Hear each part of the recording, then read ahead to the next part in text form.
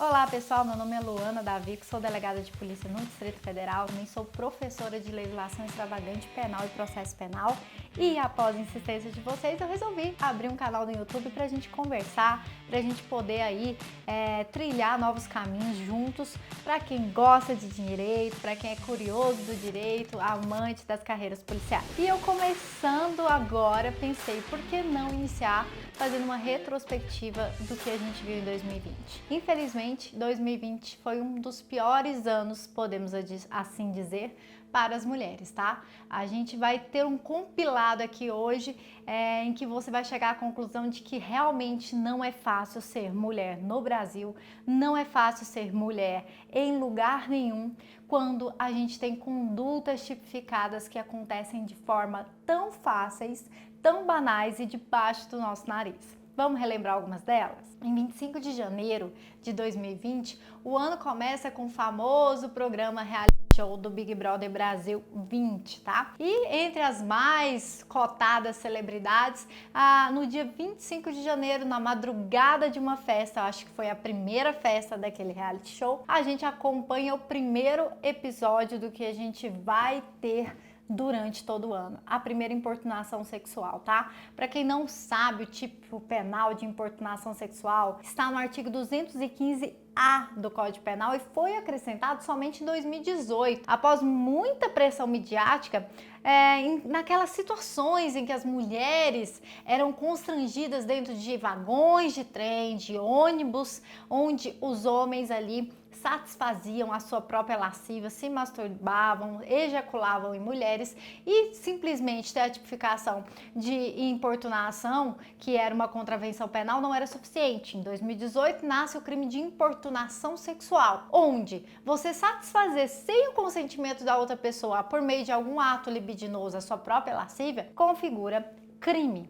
E no dia 25 de janeiro, os personagens Patrick Barbosa e Bianca Rosa, chamada de Boca Rosa, eles vão ali protagonizam a primeira cena de cancelamento no Big Brother, onde ela, nitidamente bêbada, após ter um desentendimento com outra influencer no local, vai dançar com ele pega nos seus seios e chacoalha os seios dela. Sem outras demonstrativas, também a narrativa de que ele também apertaria nádegas, etc e tal. E o caso passa a ser investigado pela Delegacia de Polícia do Rio de Janeiro como importunação sexual. A Rede Globo de televisão, convoca para que Bianca se manifeste acerca das cenas. Ela inicialmente disse que não se sentiu constrangida, tá? E aquilo acontece num momento muito especial, num momento muito forte, em que todo o Brasil começa a perceber comportamentos masculinos que nós devemos reprovar. Isso porque estávamos aí às vésperas do carnaval, onde cenas como essa são comuns, tá? Onde cenas de passar a mão, de dar aquela passadinha da mão em pessoas desconhecidas ou conhecidas em momentos de vulnerabilidade passam a ser questionadas. Você beijar alguém sem seu consentimento, você agarrar alguém sem seu consentimento, você não conversa com nenhuma mulher apalpando uma mulher, tá? Então, tudo isso, se de alguma forma importunar sexualmente essa mulher, vai configurar sim crime. Por essa razão, o Patrick foi cancelado, eliminado naquela mesma semana e nasceu aí esse furor sobre as questões de importunação sexual. Isso porque eu estou me contendo a falar de relatos de famosos, porque se eu for relatar tudo que as mulheres viveram em 2020, o nosso vídeo teria 65 partes. Em julho de 2020, já estávamos aí no caos da pandemia, onde a pandemia nos demonstra não só a existência de relacionamentos abusivos, mas quanto ao aumento do número de feminicídio, aumento do número de violência doméstica que subiu no Brasil a 30%, tá? Isso porque as mulheres passaram a ser obrigadas a ficar em casa com o seu maior inimigo, seu companheiro, o seu ex-companheiro. E aí os números explodiram, foram lá em cima.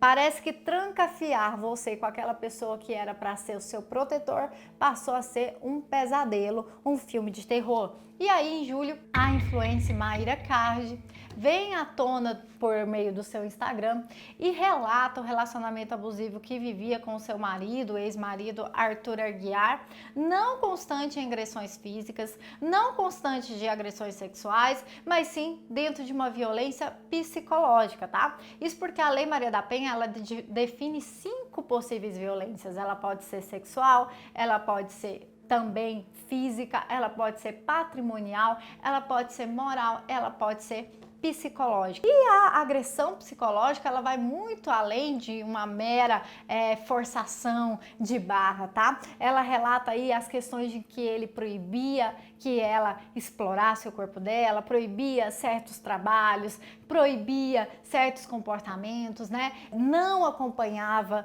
não a apoiava, sempre a deixava insegura de que ela era dele, que aquele sentimento de posse, e ela veio relatar isso em uma série de depoimentos feitos no seu Instagram, onde ela disse que estava fazendo isso para que ela tomasse vergonha na cara e realmente conseguisse romper com aquele relacionamento. Isso porque as inúmeras traições, as inúmeras condições que ela se subestimava, que ela se submetia, ela sempre acabava perdoando por causa do amor, por causa do sentimento, e ela não queria fazer isso mais. E a Mayra Card, ela demonstra pra gente a existência, assim, de relacionamentos abusivos, sem ter a necessidade da agressão física, sem ter a necessidade da agressão sexual, às vezes sem a existência de um crime, tá? Porque medidas protetivas de urgência da Maria da Penha, elas podem ser decretadas tanto por um juiz criminal quanto por um juízo civil. E aí, pessoal, em outubro, a gente tem a revelação também da condenação do jogador Robinho, tá? Pelo tribunal italiano, pelo crime de violência em grupo contra uma mulher, uma jovem albanesa que teria aí embriagada, sido submetida a diversas formas de satisfação sexual com outros 5 jogadores, incluindo o jogador Robinho. E ele fala o seguinte, ele fala que estava tranquilo, com a sua consciência tranquila quanto ao que aconteceu, porque ele não tinha tido o ato sexual com aquela mulher. Ou seja, na visão do jogador Robinho, ele não tendo penetrado aquela mulher, ele não teria cometido atos de violência sexual. E aí, o tribunal italiano, diante das alegações do sexo forçado, do estupro, instalou diversas escutas, inclusive dentro do carro do jogador, onde fica de forma clara e veemente, numa conversa que ele tinha com o jogador Falco, de que eles tinham consciência da situação de embriaguez da mulher. Inclusive, ele fala assim, não tô nem aí, né? Ele abre aspas, a mulher estava completamente bêbada, não sabe nem o que estava acontecendo. E diante disso já se levanta a possibilidade, né, a razoabilidade de entender que eles sabiam da impossibilidade de oferecimento de resistência daquela mulher. E em outra conversa, o jogador Robinho, conversando com outro que a teria penetrado, fala, olha, eu não fiz sexo com ela. E o outro pergunta, mas eu vi você colocando o pênis dentro da boca dela. Ele fala, sim, mas isso não é fazer sexo. E aí a gente vem aqui novamente relatar o que é sexo, o que é atos libidinosos, o que é violência sexual para fim da legislação brasileira, legislação italiana e legislação mundial como um todo, tá, pessoal? Antigamente, conjunção carnal, a palavra conjunção carnal é a que vinha tipificada no crime de estupro. E aí sim, conjunção carnal era introdução de pênis na vagina. Por isso que não havia estupro, inclusive, entre homens, porque não havia como haver estupro anal. Acontece que essa legislação foi muito bem modificada, entendendo como estupro não só a conjunção carnal, mas quanto qualquer ato libidinoso, gente. E aí você vai de sexo oral, como que aconteceu aqui no caso do Robinho, sexo anal, passadas de mão, introdução de dedos, introdução de objetos, ou mesmo satisfação da lascívia, masturbação, qualquer tipo de ato libidinoso, tá? Que não for consentido, vai aí recair numa violência sexual. Em novembro também chega ao famoso caso da modelo influencer Mariana Ferrer, que no ano de 2015, 2017, não vou me lembrar bem agora, teria sido estuprada dentro do Café de la Musique em Santa Catarina por um empresário, e esse empresário teria alegado que a relação sexual até então teria sido com consentimento. O caso, que já era mais ou menos famoso, ganhou proporções midiáticas e grande escala em razão do pedido do Ministério Público de absolvição do réu, alegando aí um erro de tipo, onde o erro de tipo, conforme ensina o artigo 20 do Código Penal, ele só permite a condenação pelo crime culposo, e como não havia estupro culposo, não poderia falar em tipificação penal. O entendimento também aí resguardado pelo juiz foi de que Mari Ferrer, embora pudesse estar embriagada, embora pudesse estar em situação de vulnerabilidade, não tinha como o empresário ter consciência disso.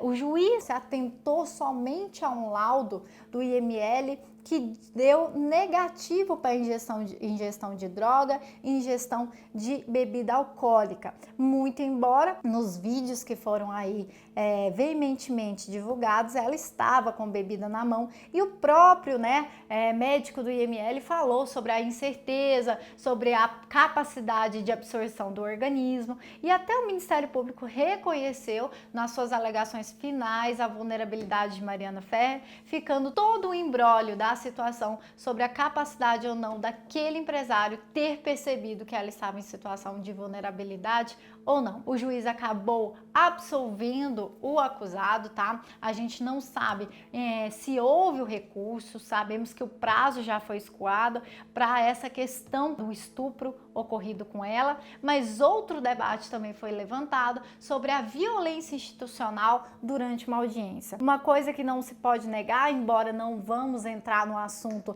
sobre a culpabilidade ou não, no caso da Mariana Ferrer, é que não se pode negar que durante a audiência faltou sim muito mais empatia por parte das partes que estavam ali, por intervenções do juiz, por intervenções do defensor público ou mesmo do Ministério Público, que em nenhum momento falou nada. A vítima teve suas fotos de redes sociais ali expostas como uma forma aí de disseminar, de manchar a sua imagem, como se a forma que uma mulher vista, como se a forma que a mulher se comporte dentro de uma rede social, como se o fato dela vestir um vestido X ou Y possa ser autorizador ou não de um comportamento de violência sexual. Em dezembro, então, brindando o nosso ano de tragédias para as mulheres, vem à tona que no dia 4 de novembro de 2017, a apresentadora Dani Calabresa teria sido aí violentada sexualmente pelo diretor Márcio Smelling. A narrativa da investigação, que começou ali em 2017, tá? Ela não é de agora, ela só veio à tona agora. Traz não só o depoimento de Dani, mas como o depoimento de 43 outras pessoas, e que inclusive há depoimentos de pessoas a favor da comediante, da apresentadora Dani Calabresa, narrando as situações de assédio e violência sexual envolvendo o Márcio Smelling. Acontece que ela narra que no dia 4/11, depois de uma festa, ele teria a forçado, segurado a sua mão para beijá-la, colocado o pênis para fora e se masturbado, forçando ali um ato sexual de alguma forma com ela. Como o ato aconteceu dia 4/11 de 2017, ainda não havia o crime de importunação sexual, que só vem em 2018, a gente vai ter aí a possibilidade ou do crime de estupro, tá? Ou do crime de importunação, ou do crime da contravenção de importunação, ou por fim do crime de assédio sexual. O crime de assédio sexual, embora banalizado pela mídia, ele fala sobre a necessidade de convencer, de doar favores sexuais em razão de uma hierarquia dentro de trabalho, dentro de uma situação profissional, que era o caso.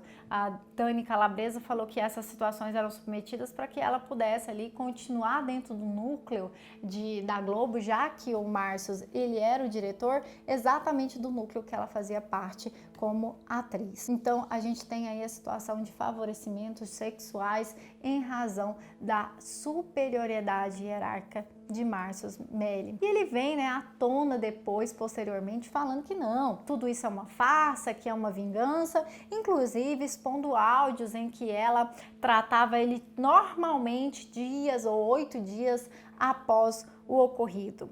E aí eu tive que novamente trazer uma reflexão para os senhores. Eu já falei e eu volto a dizer que foi feito um estudo em Estocolmo onde 70% das vítimas de estupro não perceberam que eram vítimas nas primeiras horas, nos primeiros momentos. Vítima de estupro, vítima de violação sexual, ela não tem um comportamento definido, entenda isso. Vítima de estupro não tem um comportamento definido. Não queira julgar que houve ou não estupro, que houve ou não violação sexual, simplesmente com base no comportamento da vítima. Nenhuma mulher quer se ver como uma vítima de estupro, como uma vítima de violência sexual. E isso nasce, inclusive, da concepção que nós temos que estupro é o cara do beco, desconhecido, que vai nos agarrar, forçar uma relação sexual não consentida e violenta.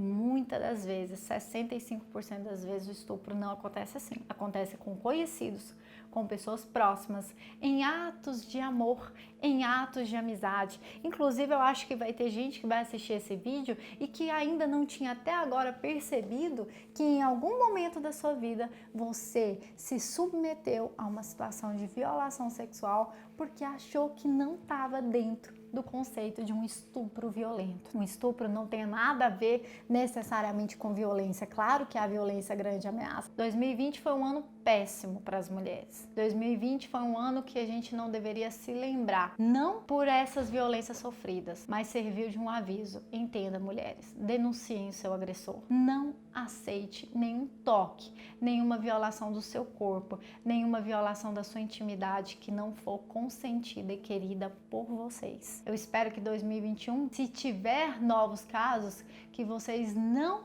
tenham nenhum tipo de receio de falar, de denunciar. Continuaremos aqui juntos, comentando aqui nesse canal os casos que acontecerem, tudo mais que tivermos de novidade. 2020 nos ensinou que nós temos voz. Em 2021 eu espero que aconteça as devidas justiças.